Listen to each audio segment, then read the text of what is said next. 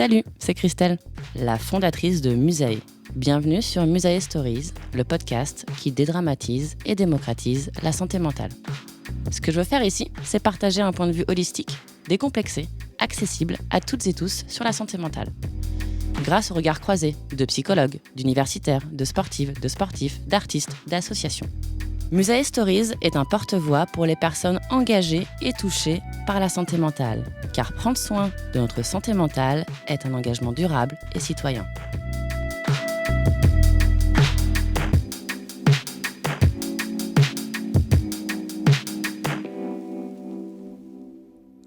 Bonjour Jean-Victor. Bonjour.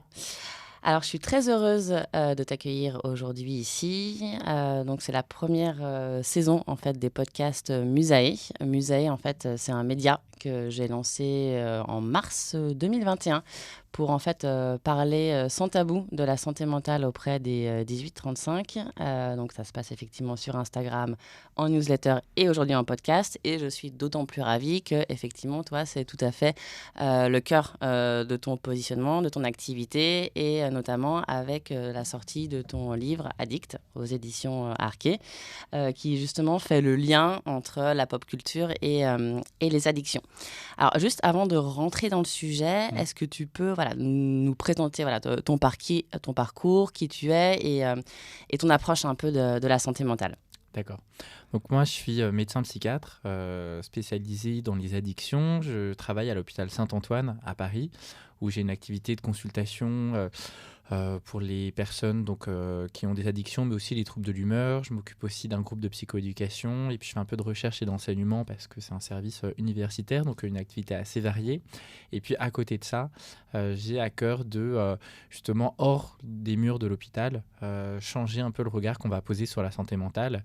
Et donc, c'est pour ça qu'à travers des livres, il y a eu Pop et Psy le premier, Addict le second, des conférences, un ciné-club auquel j'allais tout à l'heure, d'essayer de faire comprendre ce qu'est la santé Arquet, mentale et surtout d'essayer de qui changer le justement regard fait le qu'on va lien porter entre... sur les troubles psychiques qui sont encore trop stigmatisés. D'accord. Et ça auprès de tout type de public? Auprès du grand public, alors bien sûr, dans ma pratique quotidienne, c'est surtout des personnes atteintes, des patients que je vois et avec qui je peux m'entretenir. Bien sûr, il y a l'entourage également, mais on se rend vite compte que en fait, ces problématiques-là, elles vont ensuite rentrer en écho avec celles de la société et que moi, quand j'ai quelqu'un qui a un trouble bipolaire qui me dit hey, c'est impossible d'en parler à mon boss ou à mes voisins ou à ma famille ou mon conjoint dans certains cas, parce qu'ils vont me dire que je suis fou ou folle ou parce qu'on va me dire, etc. On se rend compte que, bien évidemment, c'est une part importante et c'est notre part principale en tant que médecin, c'est d'aider, de soigner, d'essayer de faire que la maladie prenne le moins de place possible. Ceci dit, pour atteindre le rétablissement, il faut aussi que la société soit prête à changer de regard et à accueillir aussi les personnes concernées. D'où l'idée de, hors les murs, justement, m'adresser au grand public cette fois, à travers la pop culture, parce que c'est un moyen assez ludique d'en parler et de là aussi briser un peu les tabous autour de la santé mentale. Oui, c'est vrai que c'est un vecteur aussi qui nous touche toutes et tous de manière en fait assez démocratique et démocratisante et aussi elle donne aussi un reflet de la manière dont on perçoit, interprète la santé mentale au sens large.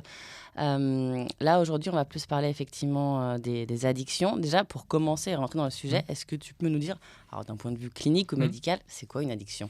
En fait, une addiction, ça va être un comportement répétitif qui va être caractérisé par une perte de contrôle vis-à-vis d'une consommation de substances ou d'un comportement, et cela malgré les conséquences négatives, que ce soit pour la santé psychique, physique ou sociale. Donc, en fait, l'addiction, c'est pas seulement faire quelque chose de manière fréquente, c'est pas faire quelque chose forcément trop, mais c'est faire quelque chose avec une perte de contrôle. D'accord.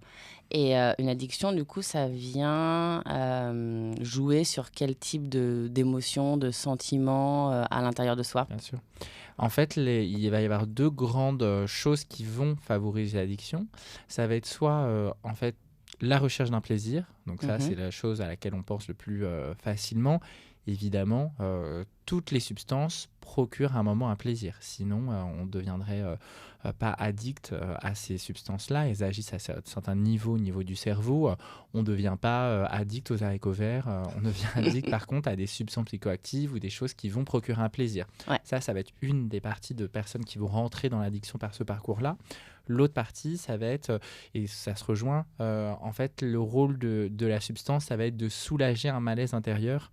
Et donc, en fait, c'est un peu différent. On peut prendre l'exemple de Rue dans Euphoria, où elle explique dès sa naissance qu'elle est extrêmement angoissée, qu'elle ressent une tension interne, en fait, depuis qu'elle a des souvenirs d'enfant, et que la première fois qu'elle va rencontrer une substance, ça va lui permettre de se sentir bien, normal, en tout cas de ne plus avoir cette angoisse-là. Et donc, en fait, on voit vite que typiquement, pour les personnes qui ressentent ça, vont très rapidement et de manière potentiellement dangereuse rentrer dans l'addiction.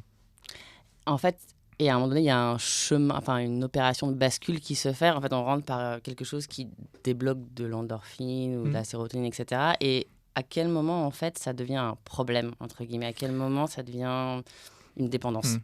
Un bon curseur pour se dire, voilà, à partir de quel moment c'est un problème, c'est à partir du moment où on n'est plus libre de s'arrêter. Donc ça, c'est quelque chose que les patients peuvent questionner, de dire voilà, mais tout le monde a son petit plaisir, bien évidemment, ou tout le monde a sa petite addiction, ou c'est pas si grave, etc. Je suis pas à ce stade-là, je suis pas un toxico ou un poivreau, parce que bon, les personnes atteintes ont eux-mêmes leur représentation stigmatisante de la maladie. On dit, si c'est pas un problème à ce moment-là, essayez par exemple de pas consommer tel produit jusqu'au prochain rendez-vous.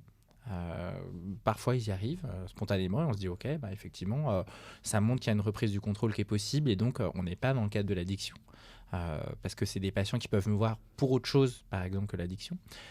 Si c'est pas le cas, pour le coup c'est là qu'on commence à comprendre ce qui se passe et ce qui fait qu'à un moment la substance devient aussi inévitable pour la personne. Parce qu'effectivement, on ne peut pas s'en passer. Parce que effectivement, c'est pas une question de volonté, puisque c'est ça la différence. C'est qu'ils vont vouloir dire, ok, allez, j'essaye, je consomme pas pendant un mois, et ils vont pas y arriver parce que ça va être plus fort qu'eux, ça va être indépendant de leur volonté, et c'est ce qui marque là aussi l'addiction. Et est-ce qu'on peut être, parce que là on parle de substances, de quoi on peut être en fait dépendant? Parce qu'on peut être dépendant de l'alcool, de drogue, mais est-ce qu'il y a d'autres choses dont on peut être dépendant ou dépendante? Effectivement, dans la définition de l'addiction, on va utiliser la même pour tous les produits et les comportements. Donc, ce sera les mêmes critères, que ce soit effectivement la nicotine, l'héroïne, l'alcool, la MDMA, toutes les substances. Et puis, à côté de ça, il va y avoir des addictions qu'on appelle comportementales ou sans produit. Et donc, celles qui sont le plus, on va dire, étudiées et pour lesquelles aujourd'hui on parle officiellement dans les classifications médicales d'addiction, ça va être l'addiction aux jeux d'argent et de hasard, donc tout ce qui est casino, etc., que ce soit en vrai ou en ligne, puisque c'est une nouvelle forme d'addiction, et également l'addiction sexuelle. Une dernière addiction qui vient d'être classée également comme une addiction, c'est le trouble du jeu vidéo. Là, on parle vraiment des jeux en ligne, parce qu'ils ont un potentiel, on va dire, illimité, qui fait que là aussi, il peut y avoir une perte de contrôle. Et les réseaux sociaux? Non, pour l'instant, c'est pas considéré comme une addiction pour plein de raisons. Parce que finalement, l'usage des réseaux sociaux, ça va regrouper une multitude d'usages. Ça va être l'usage de divertissement, ça va être un moyen d'information, ça va être un moyen de communication, un moyen de loisir, etc. Donc en fait, c'est difficile de distinguer tout ce qu'il y a derrière les usages des réseaux sociaux. Et puis l'autre raison, c'est que pour l'instant, et parce que les réseaux sociaux évoluent extrêmement vite de manière médicale, on a besoin de toute façon d'années d'observation avant de décréter que quelque chose est un comportement pathologique et n'est pas une mauvaise habitude ou un hyper-usage ou une évolution sociétale, etc. Ok. Et typiquement, est-ce que du coup la pop culture, parce que tu en parles dans ton ouvrage, est-ce que la pop culture influe sur ce qu'on considère comme étant une addiction? Typiquement l'alcool par exemple ou le tabac. Pendant très longtemps, on a pu voir à la télé Gainsbourg qui pouvait effectivement boire des verres et fumer des cigarettes. Et c'était même à l'inverse plutôt glorifié, du moins j'ai l'impression. Exactement. On sait que les films dans lesquels on voit de l'alcool vont favoriser la consommation d'alcool chez les adolescents. On sait que c'est la même chose pour le tabac. Les adolescents qui regardent beaucoup de films dans lesquels on fume ont 2 fois plus de risques de se mettre à fumer. à l'âge adulte. Donc on sait que ça a un effet potentiellement délétère, celui des représentations, d'où l'idée d'en prendre conscience et de les déconstruire. Typiquement, effectivement, quand on regarde Mad Men, pour le coup, on peut être amené à vouloir boire du whisky et fumer des cigarettes parce qu'on les voit constamment en fait le Exactement. faire.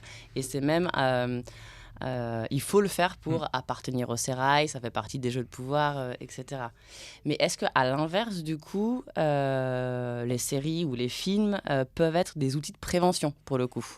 Bien sûr, alors de prévention, en tout cas de modification des représentations. Et moi, c'est vraiment au cœur de mon travail. Je crois ni en la prohibition des produits, ni en la censure. On va pas dire, ah ok, bah du coup, tous les films dans lesquels on fume, on va les mettre au feu. Bon, là, les trois quarts de la cinématographie française partiraient pour le coup au bûcher, et un nombre incalculable d'œuvres également. Donc, je crois pas tellement à ça. Par contre, éduquer les personnes déjà vis-à-vis de ce que c'est que l'addiction et aussi tout simplement donner cette information, dire en fait vous vous rendez pas compte mais de manière inconsciente vous êtes influencé par tel ou tel personnage qui fume ou qui boit, etc. Rien que donner cette information là et qui du coup on se distancie un peu de l'effet de lobbying, je pense que c'est tout à fait utile et nécessaire. Et il y a même des séries comme Sex Education Mm. qui a créé en plus un livret pédagogique, Mm. je crois, où du coup, il donne en fait, en prenant parti sur le scénario, des conseils Mm. pour démocratiser des comportements et la prévention autour de l'éducation sexuelle. Bien sûr, ça c'est tout à fait récent. Alors il y a un mot valise qu'on appelle l'edutainment, donc un mélange d'education et entertainment, sur lequel Netflix se positionne largement vu son jeune public et puis vu l'importance qu'ils sont en train de prendre dans le monde du divertissement actuel, qui est en fait effectivement de faire passer des messages, faire passer de l'éducation en utilisant la pop culture et en l'occurrence des séries. Donc effectivement, c'est peut-être ce vers quoi on va aller.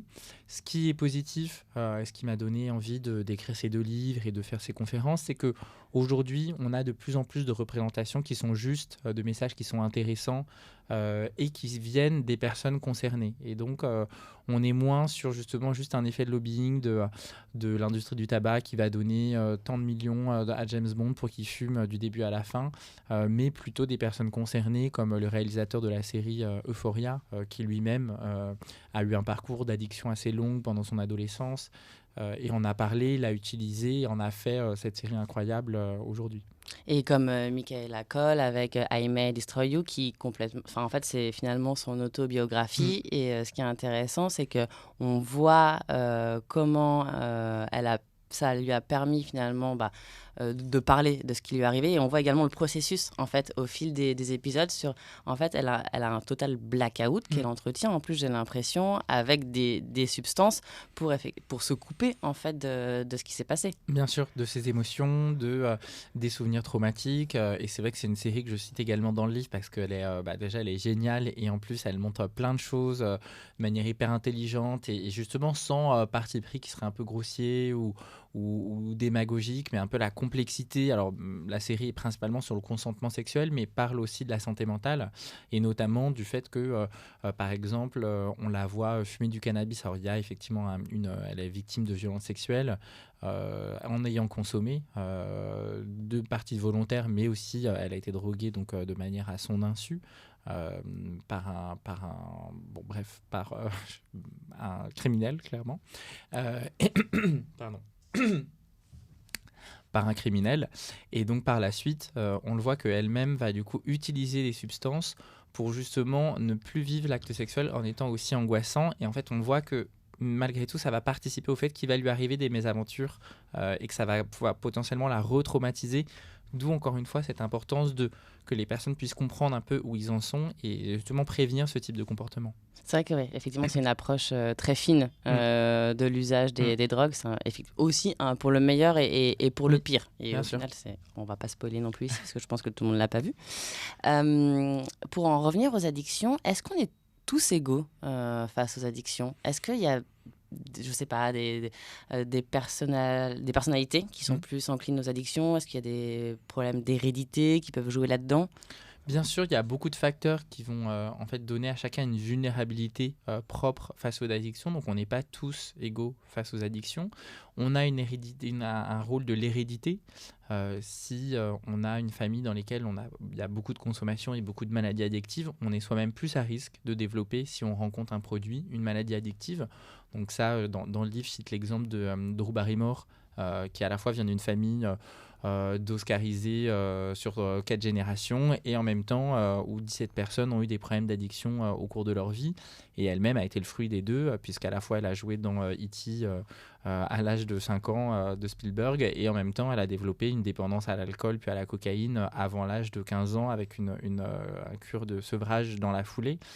Et en même temps, elle montre que, en prenant conscience de ça quelque part, parce qu'elle en a beaucoup parlé, elle a écrit des livres, elle a fait même beaucoup d'humour là-dessus, elle peut s'en distancer. Elle a réussi à justement éviter complètement les substances aujourd'hui et avoir la carrière qu'on lui connaît. Donc, c'est pas non plus l'hérédité n'est pas une fatalité. Parmi les autres facteurs de vulnérabilité, il va y avoir certains traits de personnalité. Le fait, par exemple, d'être impulsif va donner un sur-risque vis-à-vis de développer une addiction. Et, et aussi, moi je pense aussi par rapport aux origines sociales, c'est-à-dire on se dit souvent, enfin en France du moins, que se préoccuper de la santé mentale, c'est en train de changer, notamment là, avec le Covid qui l'a mis sur le devant de la scène, mais on dit souvent que se préoccuper de la santé mentale, en fait, c'est un petit peu quelque chose pour les personnes aisées qui ont le temps, en fait, de se poser ce genre de questions. Mais est-ce que finalement, en fonction, enfin, est-ce que c'est pas les populations les plus vulnérables qui sont le plus, en fait, fragilisées par rapport à la santé mentale? Effectivement, alors c'est ce qui est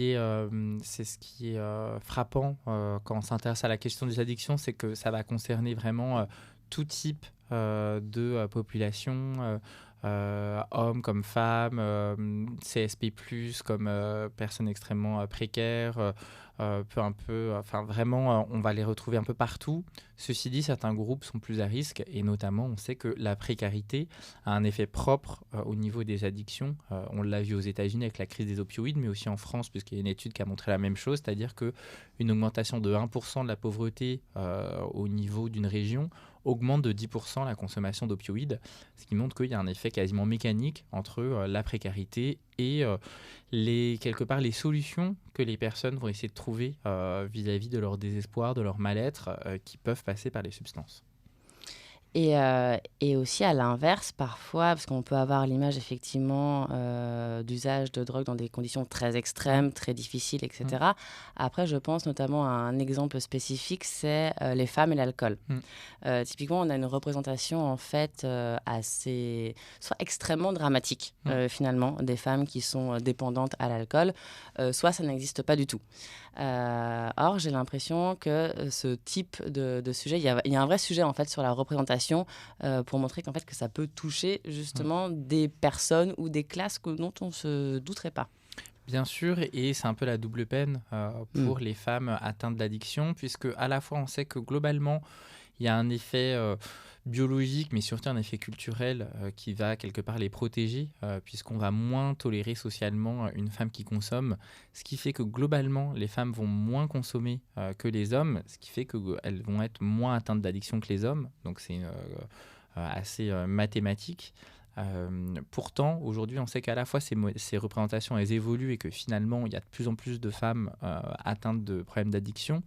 Et que pour celles qui sont atteintes d'addiction, c'est la double peine, puisque elles vont avoir plus de mal à consulter, elles vont avoir plus de mal à trouver de l'aide à cause de ces représentations de femmes indignes, de mères indignes, de femmes qui ne correspondent pas à certains standards de la société. Et donc, pour le coup, il y en a moins, mais celles-ci auront plus de difficultés vis-à-vis de leurs troubles. Et du coup, elles demandent moins d'aide ? Ouais. Ou enfin, elles sont moins à l'aise pour demander de l'aide. Elles osent moins demander de l'aide, effectivement. On sait que les addictions vont être moins dépistées.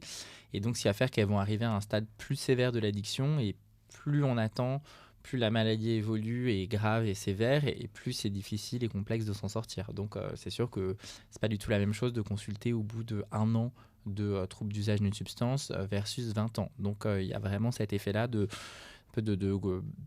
course contre la montre, ce serait un grand mot parce que ça ne se joue pas à la minute, mais plutôt sur des mois, voire des années.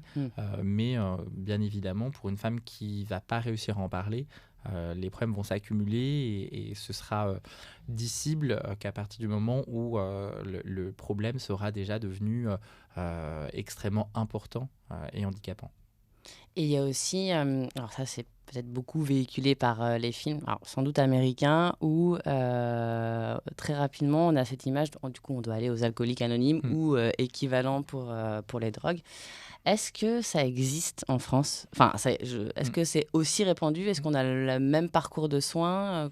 Quelle est la différence par rapport aux US sur cet accompagnement? Tout à fait, ça existe en France, puisque c'est une association qui maintenant est répandue au niveau mondial, qui est née aux États-Unis dans le contexte américain, c'est-à-dire beaucoup de références à la religion, à la croyance. On demande aux personnes de croire en quelque chose, qu'il y a un être supérieur qui quelque part nous aide ou est responsable un peu de notre sort. Donc c'est une philosophie qui est quand même très américaine, dans laquelle les Français ne se retrouvent pas forcément, en tout cas pas tous. Ceci dit, ça existe bien évidemment en France et c'est une vraie aide, notamment parce qu'on sait que les personnes concernées par les addictions sont plus souvent isolées et que donc c'est aussi un moyen finalement d'avoir un support social pour ces personnes. Donc c'est vraiment quelque chose d'important et en plus le soutien par des personnes qui ont eu les mêmes problèmes, on sait que ça marche vraiment très bien. Ça s'appelle la paire aidance, il n'y a pas que les alcooliques anonymes ou narcotiques anonymes qui le font. Le petit reproche que je pourrais faire dans la pop culture, c'est que, étant donné que beaucoup d'œuvres sont américaines et que beaucoup d'œuvres françaises singent les productions américaines, on va avoir l'impression que c'est la seule chose qu'on peut proposer si on est atteint d'addiction. Ce qui est le cas aux États-Unis, c'est partiellement vrai, notamment parce que aux États-Unis, les alcooliques, enfin comme en France, mais les alcooliques anonymes, c'est gratuit. Et dans un système où tout problème de santé coûte extrêmement cher, finalement, c'est aussi pour ça qu'ils ont autant de succès.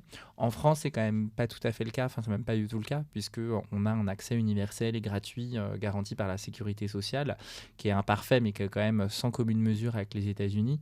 D'où l'idée de dire, voilà, en France, heureusement, ce n'est pas le seul moyen qu'on a à disposition. Il y a tout un système médical, sanitaire, social qui est à disposition et dont c'est le rôle d'aider dans la prise en charge. Alors du coup, tu viens d'évoquer la paire aidance. Est-ce que tu peux nous expliquer ce que c'est? Bien sûr, la paire aidance, c'est quand des personnes concernées à titre personnel par une maladie, quelle qu'elle soit, va apporter son aide et son soutien à des personnes atteintes de la même maladie. Donc ça existe dans le diabète, ça existe en santé mentale pour le trouble bipolaire, la dépression, la schizophrénie. Enfin, la plupart des maladies chroniques, parce que c'est surtout là que c'est important, enfin que c'est pertinent, vont développer en fait à la fois une aide vis-à-vis de leur savoir expérientiel vis-à-vis de la maladie et la plupart du temps aussi de connaissances théoriques pour justement pouvoir aussi prendre un peu de distance et apporter d'autres choses, enfin une vraie relation soignante, pas uniquement étant concernés au même titre que la personne qu'ils ont en face d'eux. C'est un système d'entraide en fait, finalement. Exactement. Mais qui tend de plus en plus vers la professionnalisation, puisque du coup des pères aidants maintenant sont intégrés dans certaines équipes de soins.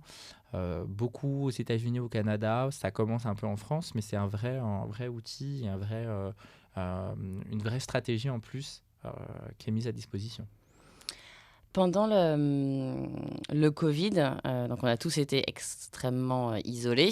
Là, il y a une étude qui vient de sortir de la Fondation de France qui dit qu'entre janvier 2020 et janvier 2021, en fait, on a vraiment plus 10 points sur la totalité de la population française qui se sent seule, qui a de moins en moins en fait de connexion sociale, qui a plus qu'un seul en fait réseau de connexion sociale, et c'est d'autant plus grave chez les jeunes, où là on est sur 30% en fait de la jeunesse qui ressent cet isolement, aussi parce qu'on est sur des moments de vie où c'est structurant, où on fait ses études, où on rencontre ses amis, son cercle aussi professionnel. Est-ce que du coup, cet isolement a créé des nouvelles formes d'addiction, le Covid?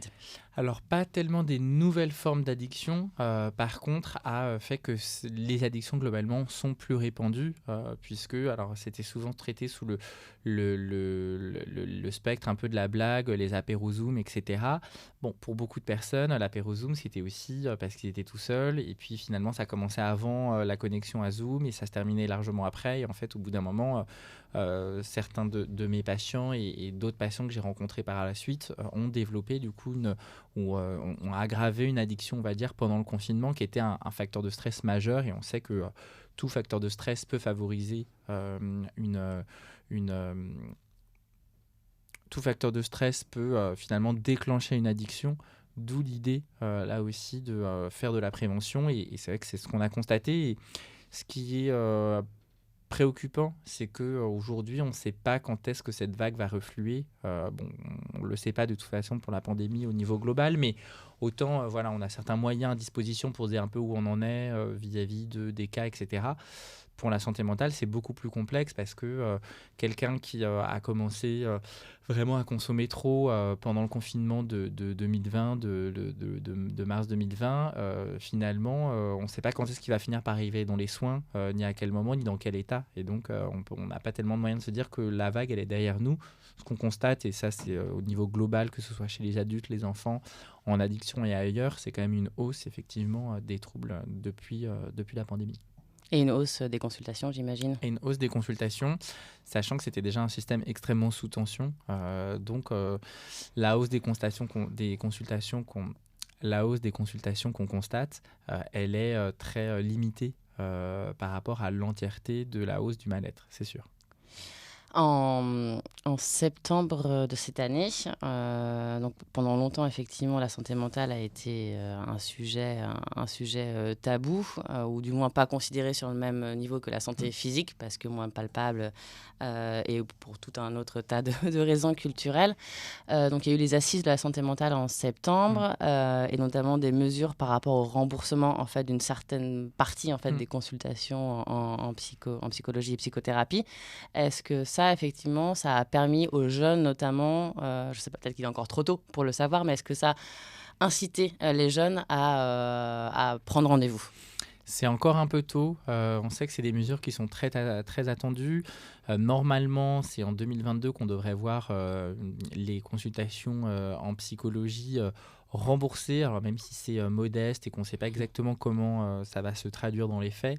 Mais au moins, c'est vrai que c'est quand même déjà un premier pas et une prise de conscience vis-à-vis du fait que effectivement, la santé mentale, c'est loin d'être accessoire et loin d'être un luxe. Est-ce qu'il y a certains types de population qui est plus enclin à un certain type d'addiction ou pas du tout ? Par exemple, on voit dans Loup de Wall Street qu'effectivement, la cocaïne a plutôt le vent en poupe.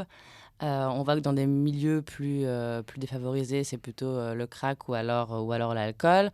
On parle également des jeux vidéo. Est-ce qu'on peut dresser des catégories ou en fait non ? Enfin, tout Bien dépend sûr. de la personnalité. Non, tout à fait. En fait, il va y avoir à la fois des facteurs individuels dont on a parlé, et ensuite, en fonction de l'environnement, la personne va rencontrer certains types de produits. Si elle évolue dans un milieu dans lequel, comme le Loup de Wall Street, on lui dit la cocaïne c'est génial et ça va te permettre de globalement me faire gagner des profits, etc. Bon, et du coup, ce sera plus la cocaïne. Dans un autre milieu, ce sera un autre produit.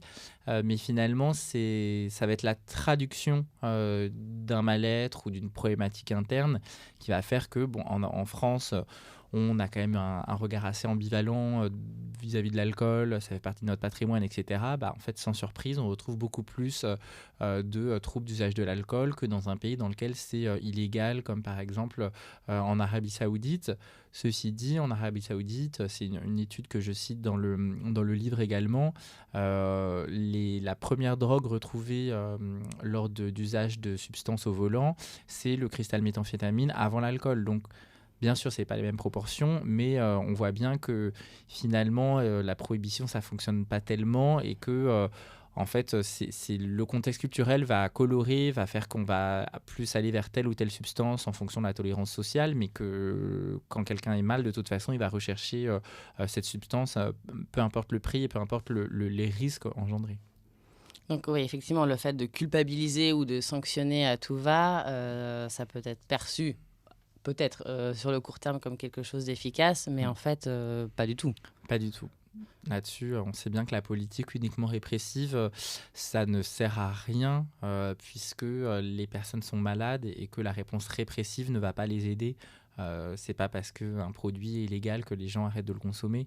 Donc bien sûr, moi c'est ma vision de médecin et j'ai bien conscience qu'il y a d'autres enjeux, mais en tout cas ce qui est certain, c'est que ce qu'on a entendu de voilà, faire la guerre de la drogue, la guerre aux trafiquants, bon, beaucoup de gouvernements ont essayé et en général des gouvernements bon, qu'on n'aurait pas tellement envie d'avoir en France, comme aux Philippines par exemple, où ils ont quand même exécuté un nombre hallucinant de personnes addictes en disant que globalement c'était la lie de la société et qu'on avait qu'à les supprimer. Bon, on se dit qu'effectivement, c'est pas vraiment vers ça, en tout cas moi, petite personnelle, que j'ai envie d'aller évidemment. On voit bien que ça marche pas, mais par contre, une politique qui serait probablement plus courageuse, plus coûteuse, plus complexe également, hein, parce que je ne remets pas du tout en question le fait que c'est des problématiques qui sont complexes, intriquées, avec du politique, du social, bien évidemment. Hein. Ce qu'on a vu l'exemple avec la précarité, c'est sûr que pour faire diminuer la prescription d'opiacés, c'est facile de dire ah bah les médecins ils font n'importe quoi ou uniquement c'est l'industrie pharmaceutique ou ah bah c'est parce qu'ils trafiquent. Bah en fait le problème principal c'est la précarité, sauf que aller sur un plateau de télé pour dire moi je veux faire la guerre à la précarité, c'est c'est un peu moins facile et moins marquant que dire je veux faire la guerre à la drogue, quoi. C'est sûr. Justement, si on veut, comment on repère en fait un comportement de quelqu'un qui peut avoir un comportement addictif et comment on peut aider? C'est quoi les repères? Les repères, ça va vraiment être cette notion de perte de contrôle. La notion également de conséquences négatives, puisque c'est sûr que, et encore une fois, je ne suis pas pro-prohibition, je ne suis pas non plus abstinent vis-à-vis de l'alcool, par exemple, et je ne pense pas que ce soit le modèle à atteindre, mais c'est sûr que vis-à-vis de quelqu'un qui va développer un trouble, ça va être, bah, mais j'ai l'impression que tu te fais du mal, j'ai l'impression que tu t'abîmes, j'ai l'impression que tu n'es plus comme avant, j'ai l'impression que tu as perdu le contrôle vis-à-vis de telle ou telle substance, et surtout j'ai l'impression que tu vas mal. Ça va être vraiment ça qui va faire la différence entre une consommation d'alcool qui va être sociale, festive, occasionnelle, récréative et une maladie addictive. Et ensuite, que faire? Bah, l'idée, c'est déjà s'abstenir de juger ou de Mm. faire la morale, même si ça peut être très tentant, mais on sait que en fait, ça ne marche pas du tout. Au contraire, la personne va avoir tendance à se refermer sur elle-même. Se renseigner, alors bien sûr, ça va dépendre du degré de proximité, mais se renseigner sur les addictions, sur ce que c'est quoi les produits, etc. Parce que sinon, on tombe un peu à côté de la plaque. Là, je pense notamment aux parents vis-à-vis du cannabis, bon, qui peuvent avoir des discours parfois un peu à l'emporte-pièce et bon, qui tombent du coup clairement à côté de la plaque. Et puis la troisième chose, ça va être de accompagner les personnes vers le soin si c'est nécessaire, bien évidemment.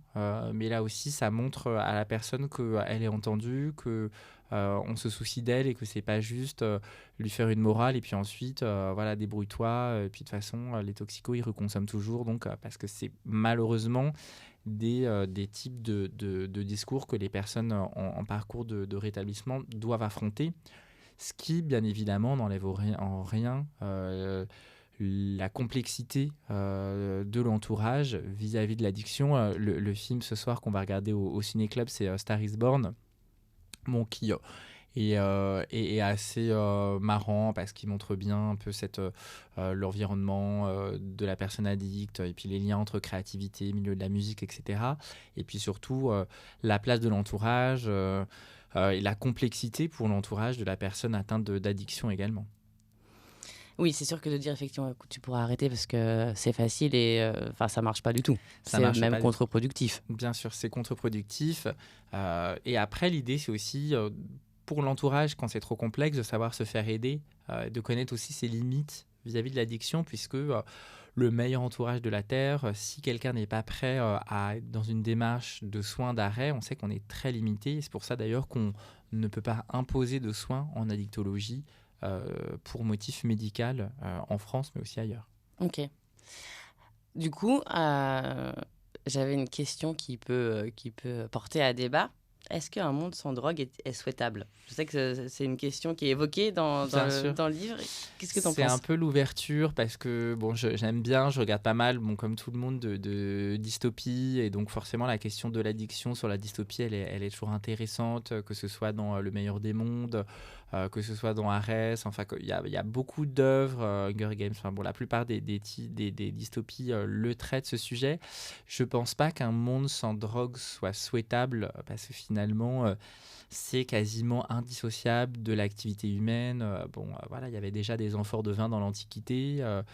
C'est sûr que se dire, bah oui, on va complètement éradiquer ça, encore une fois, certains gouvernements ont essayé, on voit bien que ça marche pas, etc. Donc je pense pas que ce soit la solution. Et que vis-à-vis, bien sûr, moi j'ai un discours médical vis-à-vis des substances, mais il y a autre chose autour des substances et d'autres discours que je peux entendre, même si je les partage pas forcément. Donc ça, je pense que c'est important. Après, l'idée, c'est plutôt mais bon, c'est un peu un vœu pieux, mais un monde sans mal-être, ou en tout cas un monde dans lequel on aurait des réponses vis-à-vis du mal-être, parce que c'est de là que viennent les problèmes d'addiction. C'est de là finalement c'est là que s'installe et s'enracine la dépendance. Et donc finalement, plutôt que faire la guerre aux produits, la question de la légalisation, elle est intéressante et c'est une question qui est vaste et qui là aussi entrecoupe plein de problématiques différentes dans différents registres.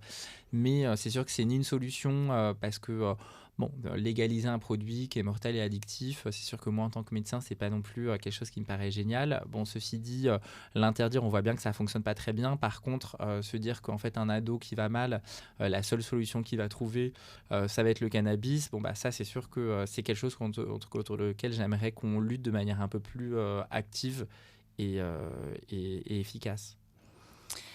Euh, pour conclure, j'ai préparé quelques petites questions, mythe ou réalité, Ouais. parce que on a aussi pas mal de préjugés, ce Ouais. qui nous permet aussi, parfois ne nous permet pas de réagir par Mm. rapport aux addictions et aux drogues. Alors souvent on dit que la France est le premier pays consommateur d'antidépresseurs. Mythe ou réalité? C'est un mythe.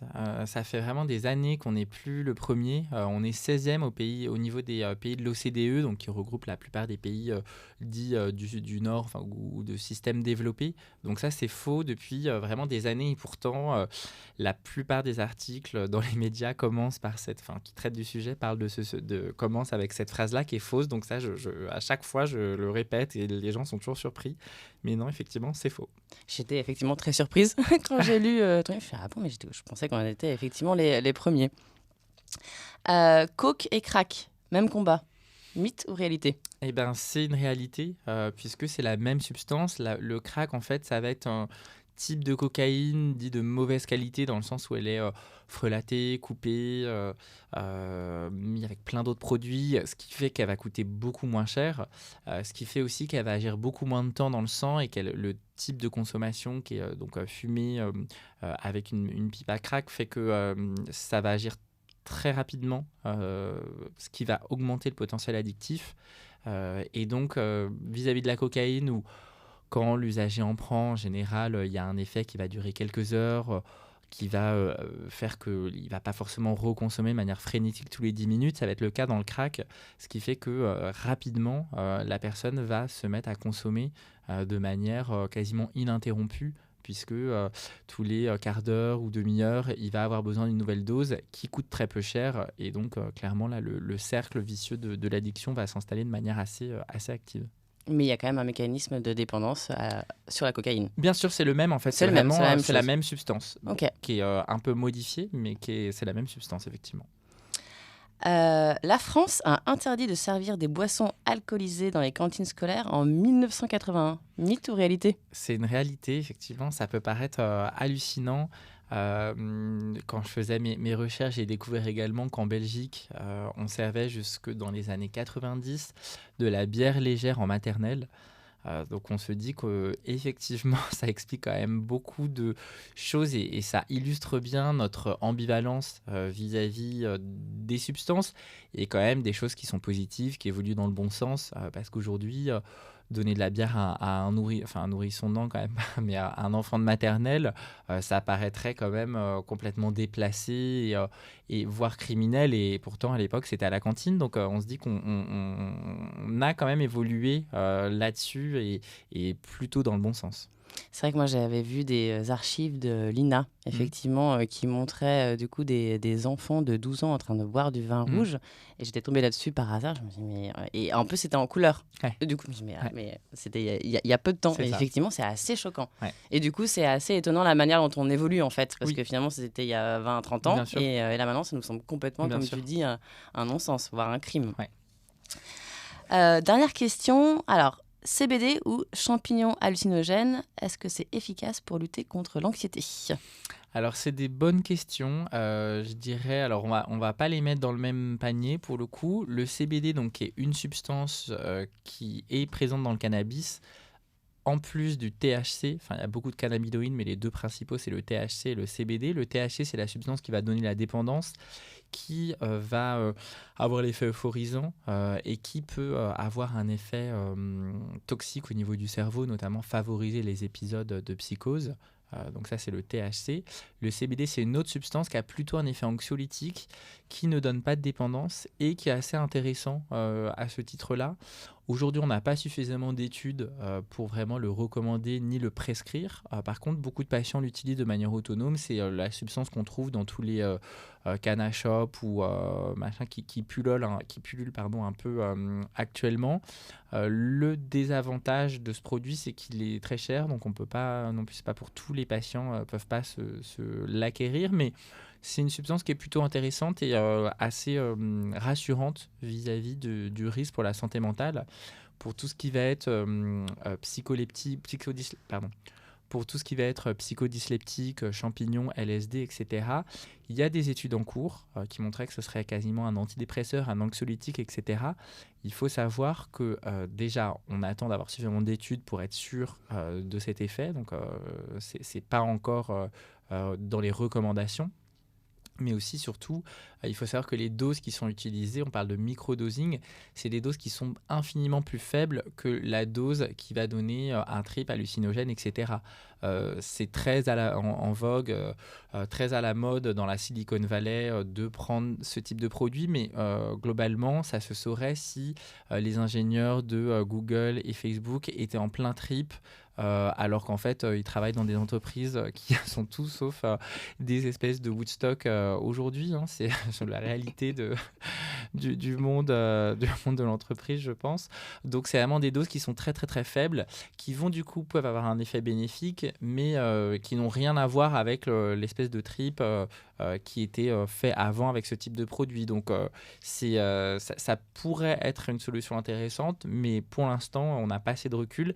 Et donc, le coup, je vais me faire un trip en prenant plein de champignons et ça va me guérir d'une éventuelle dépression dont la personne serait atteinte. Là, pour le coup, c'est plutôt très risqué et inefficace. Oui, il faut savoir de quoi on parle et en quelle quantité. Bien sûr. Ok. Merci beaucoup, Jean-Victor. Juste en termes d'actualité, Ouais. où est-ce qu'on peut te retrouver ou, voilà, quels sont tes prochains sujets? Bien sûr. Donc, vous pouvez suivre ma page Instagram et Facebook qui s'appelle Culture Pop et Psy, où je poste régulièrement mes actualités. Donc, de manière mensuelle, il y a un ciné-club. En général, c'est le dernier mercredi du mois. Donc là, le film de ce soir, c'est Star is Born. Le film en janvier, ce sera probablement Oslo 31 août, le film de Joachim Trier, qui est vraiment magnifique. Donc, le ciné-club, il est au Brady. Et en parallèle de ça, j'ai également un cycle de conférences dans les cinémas MK2. Ça, c'est tous les samedis, enfin, c'est un samedi par mois au MK2 Beaubourg à 11h, où à chaque fois, on va aborder une thématique particulière en lien avec un sujet de pop culture. La prochaine, ce sera à propos du trouble bipolaire, avec le film Happiness Therapy, puis aussi les prises de parole de Marrakech sur le sujet. Puis ensuite, on abordera le sujet des addictions, notamment se droguer pour travailler, qui sera la séance, je crois, de février. Donc, vous retrouvez toutes les informations en ligne. Ok, super intéressant. Et également Addict, Bien sûr. qui est toujours disponible donc, aux éditions Arquet. Exactement. Alors, merci beaucoup d'être venu. Tu étais mon premier invité. Je suis ravie. Vous pouvez retrouver du coup ce podcast sur www.musae-tomorrow.com et également sur la page Instagram @musaetomorrow. Bonne soirée. Bonne soirée. Retrouvez-nous sur Instagram @musaetomorrow. Si vous ressentez un mal-être psychologique, je vous recommande d'en parler avec un professionnel de la santé mentale. À très vite.